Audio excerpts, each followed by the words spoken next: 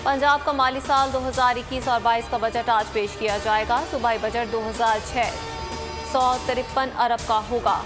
अवाम दोस्त और कारोबारी तबके के लिए साजगार होगा। सिंध का बजट 15 जून को पेश किया जाएगा। आइंदा माली साल 2021-22 का सूबाई बजट तकरीबन 13 खरब रुपए से जायद होगा। बजट मंजूर करवाने का मिशन। वजीर आला पंजाब की हम ख्यालियों, इत्तेहादियों, नून लीग और पीपल्स पार्टी के मुनहरिफ अरकान से मुलाकातें। 1 पॉइंट एजेंडे पर तमाम पार्टियों को एतमाद में लिया। मुत्तहिद होकर बजट ऐवान से मंजूर करवाने का फैसला। अजमा बुखारी का जवाबी वार। बोली उस्मान बुज़दार बजट पास करवाने के लिए अब लोटों और ब्लैक मेलर्स का सहारा लेंगे। कौमी असम्बली का इजलास आज शाम 4 बजे होगा। बजट 2021-22 पर बहस का आगाज होगा।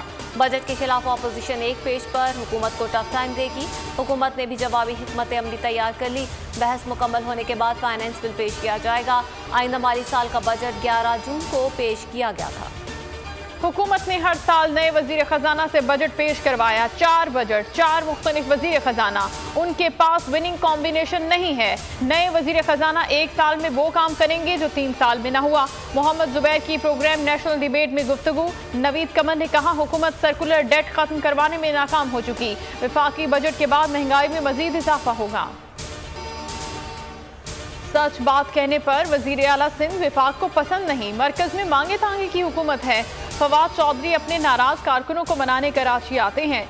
सूबाई वजीर सईद गनी बरस पड़े। फवाद चौधरी को अजीब मखलूक करार दे दिया। नासिर हुसैन शाह कहते हैं वजीर आला सिंध के खिलाफ विफाक साजिशें कर रहा है। इनकी सलाहियतों से खौफजदा है। फवाद चौधरी सिंध की निगरानी की ख्वाब देखना बंद करें।